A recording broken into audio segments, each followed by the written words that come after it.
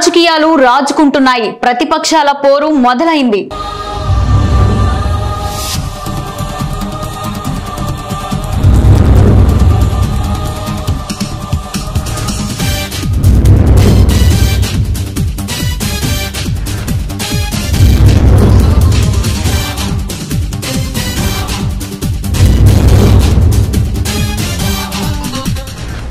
Hello, welcome to new TV Telugu. నేను మీ అమృత. So మనకైతే ఏపీలో అయితే ఇంకా ఒక్క నెలలో అయితే ఎలక్షన్స్ అయితే జరగబోతున్నాయి అన్నమాట. సో దీనికోసం అయితే అధికారంలో ఉన్న వైసీపీ మళ్ళీ అధికారం చేజిక్కించుకోవడం అయితే ప్రయత్నాలు అయితే చేస్తుంది. అలాగే ఇటు టీడీపీ జనసేన ఉమ్మడిగా కలిసి కూడా ప్రచారాలు అయితే చేయబోతుంది అనమాట. సో వీళ్ళు కూడా రావాలని ఎవరికి వారు గట్టి పోటీ అయితే ఇస్తున్నారు. అయితే ఈ క్రమంలో ప్రజల నాడి ఎవరి వైపు ఉంది? ఇటువైపు జగన్ వైపు ఉందా, లేదా టీడీపీ జనసేన కలిపి వస్తున్నారు కాబట్టి వారి వైపు ఉందా? అసలు ప్రజల నాడి ఎవరి వైపు ఉందో తెలుసుకునే ప్రయత్నం అయితే మనం చేద్దాం రండి. డి అంటే డి అంటూ పార్టీ అధినేతలు సమరశంఖం పూరిస్తున్నారు.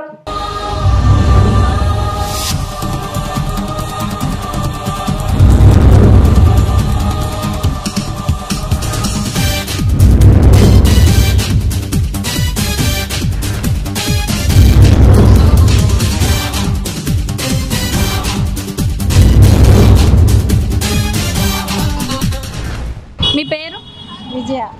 విజయ గారు, ఇప్పుడు మీరు నెక్స్ట్ సీఎం ఎవరు రావాలని కోరుకుంటున్నారు? ఎవరు వచ్చినా పర్లేదు అనుకుంటున్నాను. ఎందుకని అలా? ఎవరు వచ్చినా మనకేం అభివృద్ధి రాదు, మాకేం అవ్వదు. అందుకని అభివృద్ధి ఏం జరగదు, మాకేమీ రావు కాబట్టి ఎవరు వచ్చినా పర్వాలా. అంటే ఈ ప్రభుత్వంలో మీరే అభివృద్ధి కానీ లేకుంటే పథకాలు ఏం పొందలేదు? ఏది పొందాల. ఎందుకనండి? అంటే గవర్నమెంట్ ఎంప్లాయీ అని మాకేమి ఇవ్వాల, కనీసం డిఏలు కూడా ఇవ్వాల.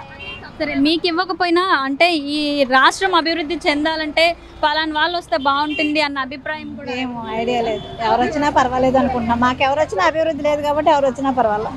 అంటే ఇప్పుడైతే లేదు, ఒకవేళ రాబోయే వాళ్ళు ఏమన్నా అభివృద్ధి చేస్తారేమో అన్న ఆశతో ఎవరైనా రావాలని కోరుకుంటున్నారు. ఏమో రావాలంటే చంద్రబాబు వస్తాడని అనుకుంటున్నాం. మరి ఎవరు వస్తారనేది తెలియదు.